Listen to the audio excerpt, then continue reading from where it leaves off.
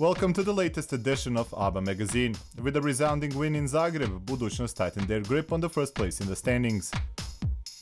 The battle to avoid relegation has never been this exciting. Only one victory stands between the fifth and the last placed team. We had a chat with Boris Savovic.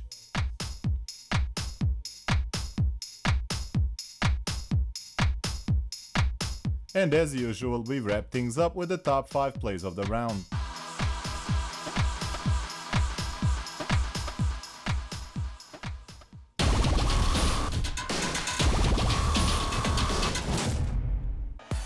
Halil Kanacevic is the latest reinforcement for the front court of the first-placed team in ABBA League. The power forward started the season with Spanish Zaragoza, and ABBA League fans may remember him from his days with Olimpia. Kanacevic signed with Budućnost for the remainder of this season.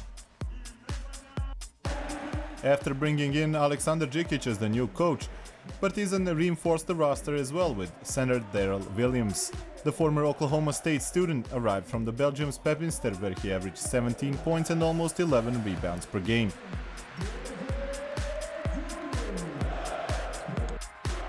Olimpia Ljubljana strengthened its roster by bringing in veteran guard Devon Robinson.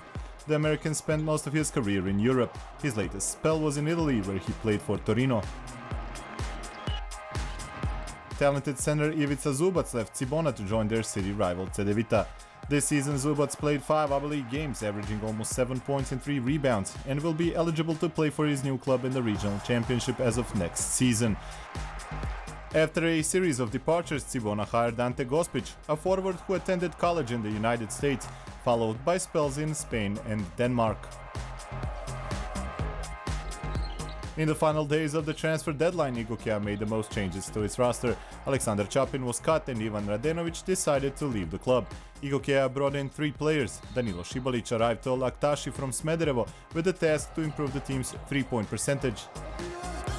Member of the Bosnian under-20 national team Bojan Lulic was brought back from a loan to Tamiš, and the American Teddy Gibson is back with Igokea after spending the previous season with the Hungarian Solnok. Milutin Đukanovic is now a member of Metalac. The 24-year-old point guard arrived in Valjevo from Ankara, where he played for Turk Telekom. Previously, Đukanovic was a member of Budućnost, Zrinski, Čeh Opava and Lovćen.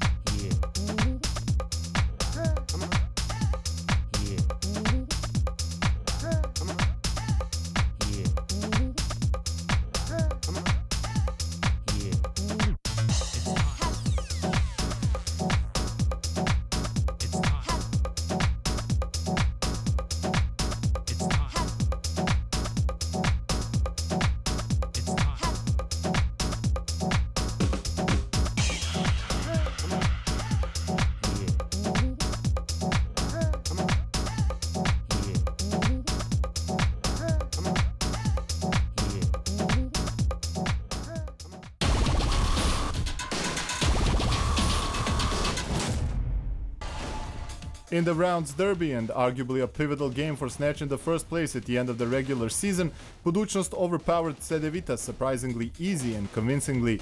With a victory 81-57 in Zagreb, Budućnost is 2 wins ahead of the second-placed rival.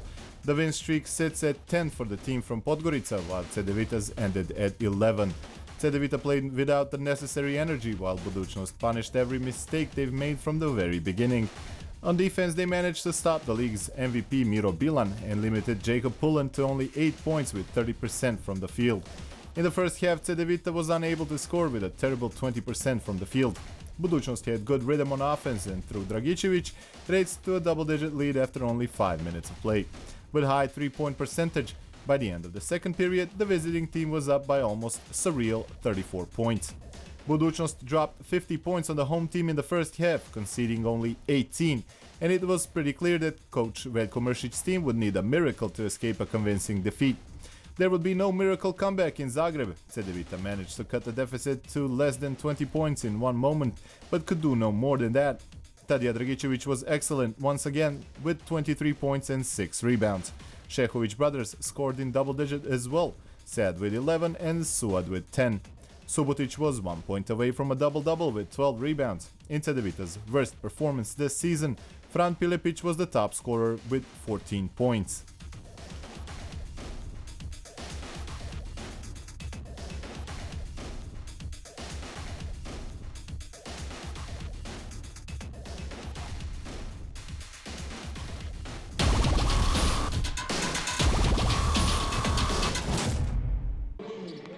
Crvena Zvezda put an end to a series of 3 defeats in all competitions with a victory in Ljubljana. The guests from Belgrade triumphed over Olimpija 77-69 in Stožice Hall, putting a bit of a damper on the home team's 70th birthday party. Gašper Potočnik's men dominated at the beginning of the game, taking a gamble, leaving open looks for their opponents from long range, while concentrating on stopping Mike Cirbes. The risk paid off as the guests got only 1 out of 11 three-point jumpers. At the beginning of the second quarter, the home team had a 9-point lead, but Crvena Zvezda managed to get within 1 with a run of unanswered points. Thanks to Lešić, the team from Ljubljana once again reached a 6-point lead. Unfortunately, their ill-timed personal fouls allowed Crvena Zvezda to go off on a 14-1 run. At the beginning of the third quarter, Olimpija took the lead for the last time. It was a dramatic part of the game, and at the very end, after a series of 3-pointers, Dan Radonjic's men gained a double-digit lead for the first time. Micic, Simonovic, Guduric and Miller scored 5 3-pointers in a row to reach a 16-point lead. All seemed lost for Olimpija, but bad decisions on offense for Crvena Zvezda allowed the home team to score 12 unanswered points. In a very dramatic finish, Zach Wright was called for an offensive foul, and Quincy Miller put an end to the game with a dagger 3. Miller really stood out in this game with 25 points and 9 rebounds. Cirbes finished the game with 15 points. Olimpija's top scorers were Sava Lešić with 16 and Zagorac with 11 points.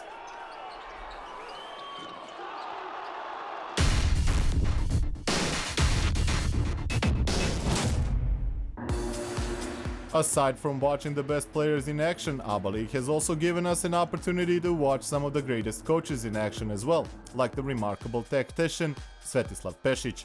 One of the Europe's greatest ever spent 2 seasons in ABA League at the helm of Crvena Zvezda. His first season in the competition was 2008-2009. Because of a very tumultuous period between seasons, the team was put together very late. However, that didn't bother Pešić as he took them to the Final Four. During the regular part of the season, 19 wins and 7 defeats was enough to land them at the 4th place. As a result, in the semi-finals, their opponent was the league leader and the defending champion Partizan. The game was played in Belgrade Arena, and Partizan won in a very dramatic finish. 3 years later, Pešić returned to Crvena Zvezda in the first season of the club's financial consolidation. A tight budget affected the team's roster as well as the results in the first part of the season. However, the team played much better during the second and ended the competition in 10th place with 11 victories and 15 defeats. In this season, as well as 3 years previously, Pešić and his team played in the finals of the Serbian National League playoffs and lost.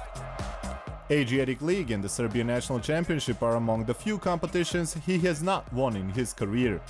Among his numerous trophies, his most prized possessions are the medals won with the national teams. In 1993, he led Germany to a legendary Eurobasket title. He repeated this feat in 2001 with Yugoslavia, the same team that, only a year later, won the FIBA World Cup in Indianapolis.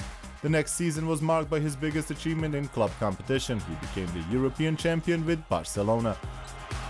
To this day, Pešić is the only man who won this title both as a player and as a coach. He also won the Radivoj Korać Cup with Alba and FIBA Euro Challenge with Girona. He won 8 national championships in Yugoslavia, Germany and Spain, where he also won 4 national cups. He had great success with youth national teams as well. With Yugoslavia, he won FIBA Under-16 and Under-19 World Championship with a team full of future stars. Svetislav Pešić is the current head coach of Bayern Munich, champion of Bundesliga in 2014.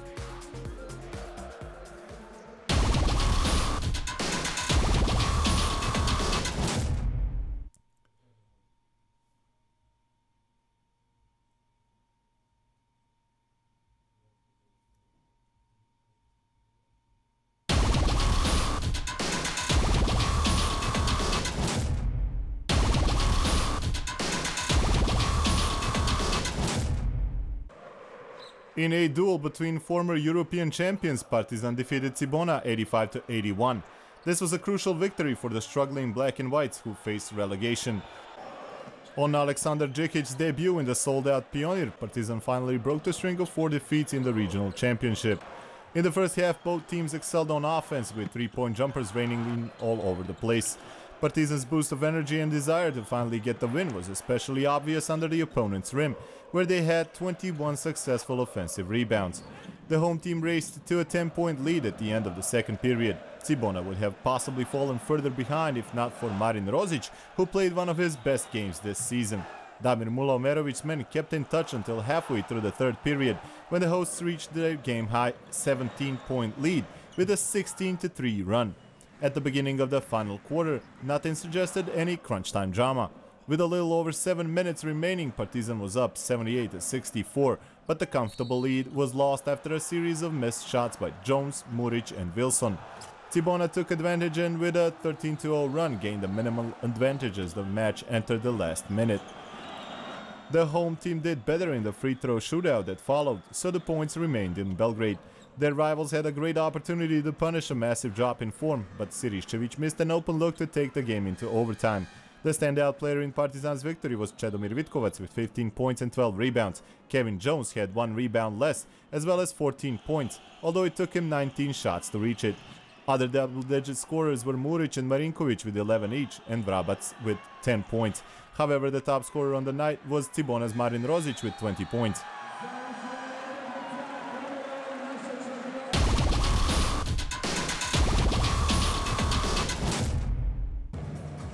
Dramatic and controversial ending marked Sutjeska's upset win over MZT 75-71, giving the visiting team a chance to avoid relegation. Two halves and two very different basketball games were played in Janez Sandanski Hall. The home team started off well, gaining a 12-5 lead, but the visitors from Nikšić woke up in time to tie the game at 18 at the end of the first period. Both teams left a poor impression in the second quarter. Struggles on offense and low scoring resulted in a tie at the halftime, 31-31. Second half brought a U-turn in the game. Fast-paced game meant turnovers on both sides, but both teams played some atomic basketball. With a 9-2 run, the home team raced to a 44-37 lead, but Ratko Varda showed us why he is considered such an important addition to Sutjeska's roster. With 5 consecutive points, he put visitors right back into it. With another 5 from Pavlicevic, they took the lead, but a jumper from Ljubicic tied the game at 51 at the end of the third quarter. With a series of 3-pointers in the final quarter, by Spasojevic at first, followed by 2 from Pavlicevic and finally a long 3 from Vranjes, Sutjeska fought to a 6-point lead.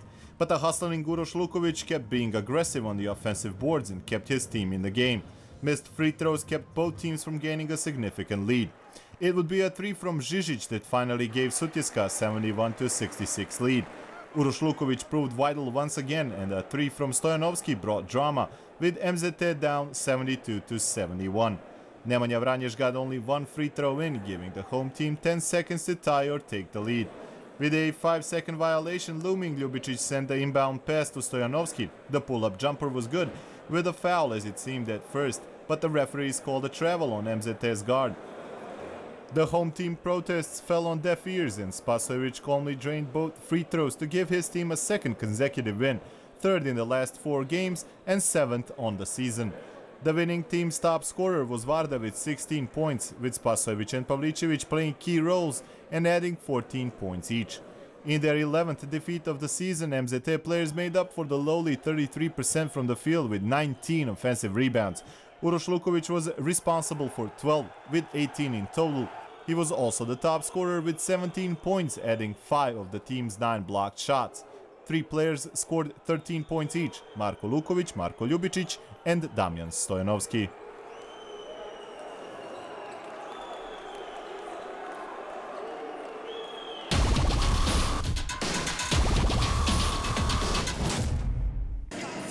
By beating a 4th-placed team, Igokea proved the point. You simply can't predict an outcome of any ABA League game this season or rule out any team before the game starts.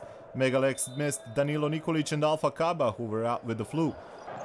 Igokea's newcomer Danilo Šibalić used that advantage to rain threes on the visitors and give his new team an 8-point lead in the first quarter.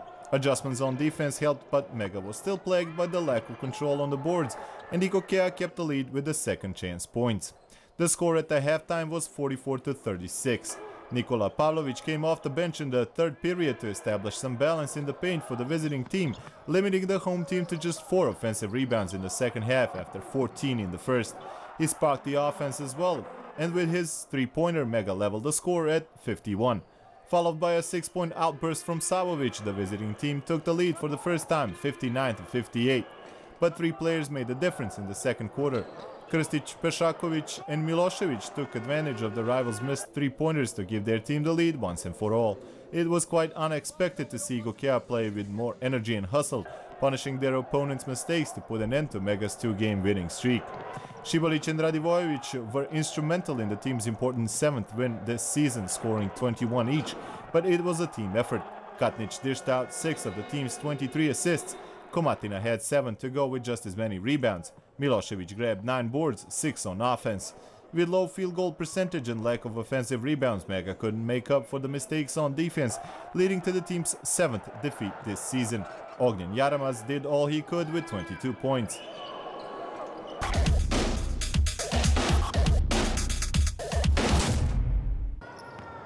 After spending several seasons in Germany and a short spell with Turk Telekom, Boris Savovic is back in ABA League.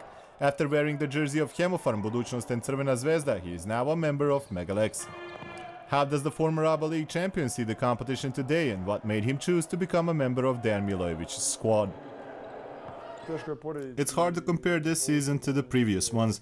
There is something special about every season, and every season the goals change. It's a pleasure to be a member of this club, surrounded by extremely talented players. They work hard and hustle day after day, trying to prove their worth. And they indeed possess highest qualities, both as men as well as athletes. After only one practice with the team, he played a great game in Skopje, scoring 24 points against MZT. It seems he fits in well, even though some of his teammates are a full decade younger. After the first practice, I felt like I've been with the team the past 6 months or the whole season. At first, I wasn't sure how I would do in their very atypical game, where both the coach and the players themselves insist on aggressive play. Now I can say I fit in well, but thanks to them first and foremost. Does the fact he's the oldest member of the youngest team in the league bring added pressure? I spent a number of years with teams where the pressure was on all players to perform, so no, I don't feel any more than usual. On the other side, the teammates don't allow me to feel under pressure. The team is built on the idea that the individual performance is not important, only the team effort.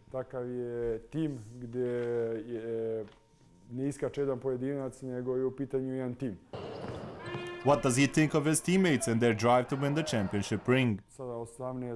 When you're a teenager at the beginning of your career, it is very hard to focus on your duties as a professional, but they act as veterans when it comes to fulfilling obligations. It shows that they are hungry to win. They hustle for 40 minutes. They want to win. They want every ball. They want to win championships. They have a phenomenal score this year, and I'm sure it will be like that in the future as well. What are his plans for the immediate future, and where does he see himself 5 years from now? Right now, I just want to help the team as much as I can and help my teammates reach their goals and fulfill their aspirations.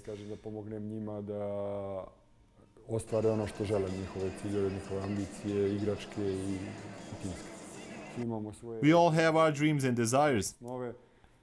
Health comes first and foremost. The rest all falls under the go out there, work as hard as you can, and it will be all worthwhile category.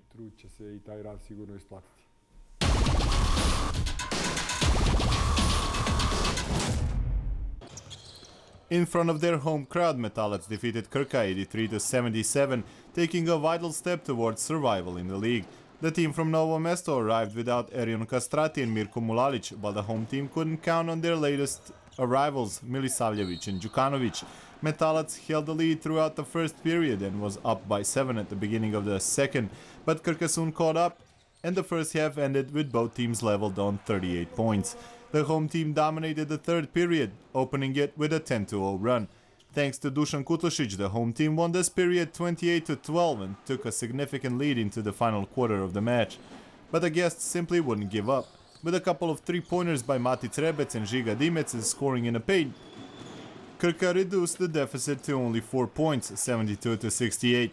The final period was marked by a number of personal fouls. Metalac did a better job from the free throw line and held the lead, recording its 8th victory of the season.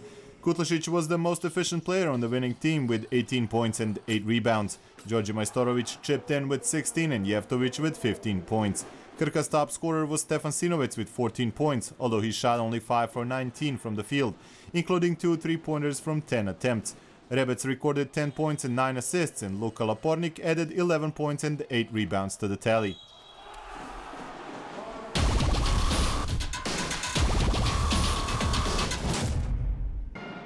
In the clash of two teams that find themselves in a bit of a crisis, Zadar snatched an important win in Celje. It seemed that Typhoon was more determined to put an end to a series of failures during this fixture, and with excellent three-point percentage, 4 out of 5, the home team ended the first period up 19-13. Zadar kept in touch through Bošnjak and Barać. With excellent defense and points in transition, guests managed to resolve this match mid-second period and were up by 12 at the end of the first half. Glenn Cozy gave Zadar the game-high 25 points lead in the third. It was evident that without Ciola Clark, the home team had no answer to the visitors' bold pressure. Poor defense and even worse decision-making on offense kept Bratož on the bench for the most of the game. Sandi Čebular picked up 3 personal fouls early on, stranding him on the bench for the most of the first half, while Ponjević managed to hit only 1 field goal out of 8. During the last period, Zadar took the foot off the pedal, and Držić, who scored 11 points, managed to somewhat soften the blow of Typhoon's 5th consecutive defeat. Winning 82-66, Zadar broke their series of 6 defeats and snatched their 8th triumph this season. The most efficient player on the winning team was Glenn Cozy with 25 points, counting 5 out of 7 for 3. Kraljević added 16, same as Boris Barać, who had his arguably best performance this season. In Typhoon's 12th defeat this season, Bolčina led all scorers with 12 points.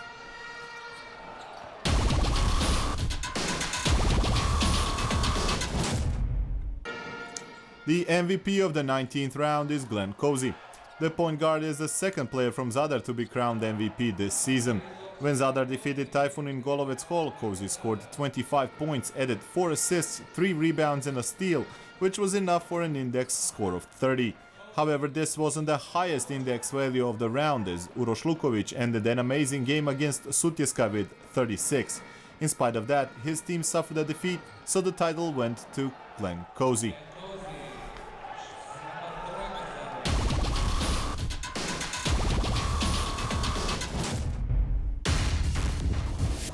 We kick off the top 5 plays of the round in Ljubljana, where Blaž Mahković cut through the defense and finishes with a dunk.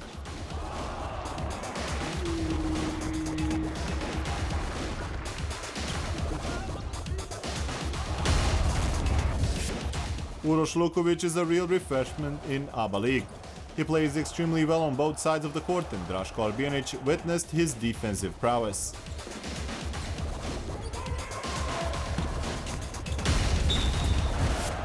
Partizan subdued Cibona in Pionir. Aleksandar Cvetković made a great assist to Kevin Jones, who embellished this action with a dunk.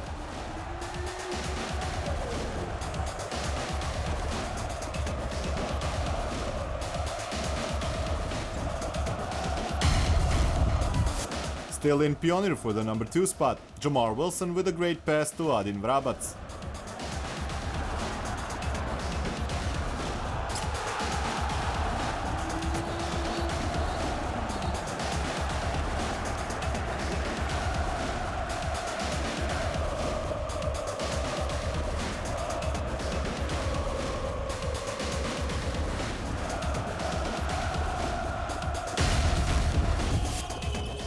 The top play of this round was seen in Skopje. Marko Luković steals the ball, starts and finishes a fast break with a dunk, following an exquisite assist by Đorđe Drenovac.